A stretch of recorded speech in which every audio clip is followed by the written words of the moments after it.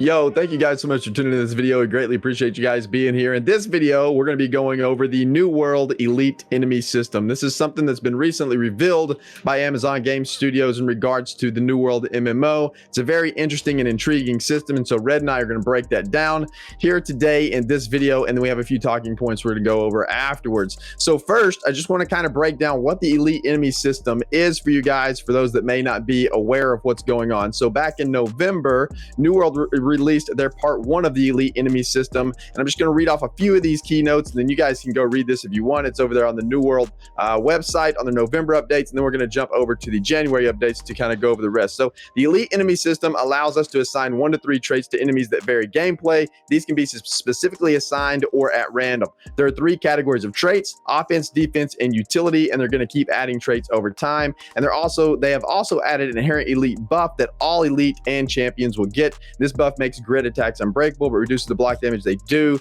to allow tanks to better handle multiple enemies. And the difficulty for level 50 combat has been increased across the board, and this will require even more tuning moving forward as they continue to refine the in-game and the Elite Enemy System. And then in January, they posted they're continuing to build on the system to make elite and champion enemies more challenging and change up their gameplay. All named enemies above level 15 now utilize the Elite Enemy System, and each elite enemy will have 1 to 3 affixes applied, which change their attacks and characteristics depending on the difficulty and level. So now that you guys know what the Elite Enemy System is, let's kind of talk about that a little bit. So Red, the first point I want to talk about here is all named enemies above level 15 now use the Elite Enemy System. So is that too soon in the game to have level 15 mobs using this Elite Enemy System? And it's all named enemies. I don't know if I mentioned that. All named enemies, not just regular enemies above level 15 use the system. Should this be more of a late game thing, or implement more of his dungeon thing, or is this good to have this out in the open world this early?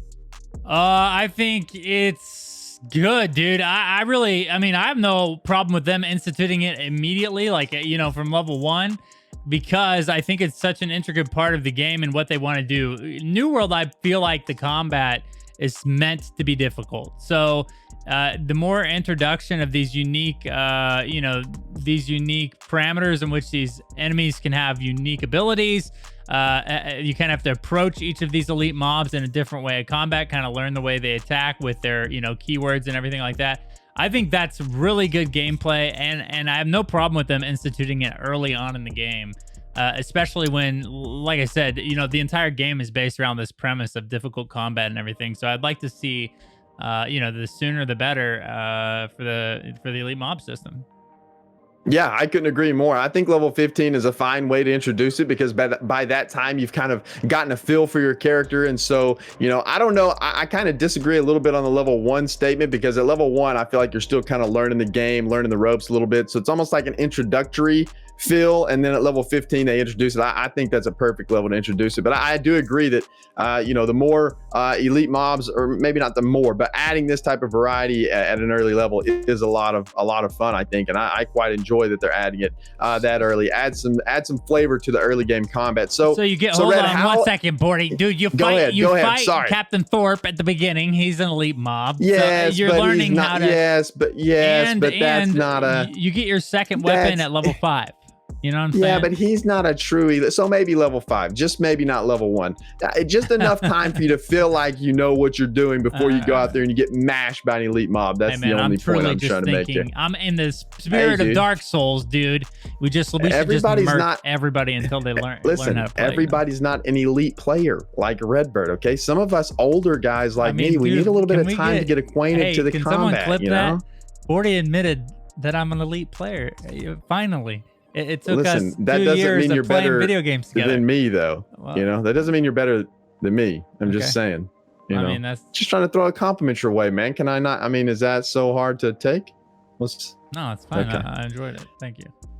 Yeah, you're welcome. All right, so next point. How important to New World is the decision to add both more difficult and more variety in the PvE content via this elite mob system? Do you think this is going to be a really good move for them, or do you think this is going to tune it up and make it a little bit too much on the PvE side? No, dude, people live for this. I don't care. I think it's a very small percentage of any type of MMO population or MMO player base that doesn't like to be challenged in PvE. We know from our coverage in MMOs and our time spent as an MMO player, especially PvP MMO players, that most MMOs cater to PvE audiences with raids, dungeons, challenging content that kind of, push your abilities in the game and help you learn how to play better by that difficult gameplay. And I'm excited that New World finally has a way to challenge players, because a lot in the preview event, a lot of people's complaints was it was too easy to get to max level, and then once you get to max level, like, what do you do? There's a few arenas and then nothing else. So this elite mob system allows them to not only possibly create difficult open world content, but if they do institute your typical instance-based PvE content, they do have a system now that can kind of keep those dungeons non-static, right? An ability or a way or an ability to change those dungeons and raids to be different each time you play them, because they can just set the elite monster system to a random cadence. So that's pretty exciting, dude. That can really, I think, step up the typical PvE content that we're used to in MMOs by using the elite monster system. So I think the changes that they're making to this could be one of the most important things for the longevity of New World from launch. Yeah, I think so, man. I think the diversity that adding this elite mob system gives to PvE is going to be really good. So let's hit on that a little bit, man. Do you like the way they're adding in the elite mob system with like the 3 affixes, the 3, different variations that they can do, and the way that elite mobs kind of mix it up? And so every time you encounter an elite mob, man, it's going to be a different encounter, right? Or maybe not every time, but a lot of the times you encounter an elite mob, they say they're going to add onto that system as we go. So it's going to be different mechanics and different things that are going to be happening, and different things you got to be prepared for when you're out there fighting those things. Do you like that they're adding that type of variety, or would you rather be able to know the mechanics of a mob whenever you hit it, and then maybe just have a larger variety of monsters you fight? Dude, without a doubt, this is I probably sound like a broken record at this point. This is a great change. The only things that you really like, maybe if they ever institute like a progression raid type setting where the bosses themselves have unique difficult abilities and mechanics that you have to learn, maybe those should be static. That's arguable, I guess, because as you're wanting to progress with your raid team, that's part of progression, is learning the mechanics and getting those down pat. But typically, like in the open world setting, when you're just, again, clearing out an open world dungeon, or even a static dungeon, it's great to have that variety from run to run to keep it fresh, man. 2 games that I really come to mind, and I say this a lot on the podcast, is Diablo and Path of Exile. Those games, you can replay them constantly where they reset the seasons, once every 3 or 4 months, and people still go back and play the entire game over and over and over again. And the reason I think that's viable is because of a system like the Elite Monster system that allows you to have different experiences and experiencing different challenging mobs through each individual gameplay. So this, I think, is really cool to have in an MMO like New World, because I do think it's going to invite a lot of a lot of fresh, interesting experiences every time you log into the game.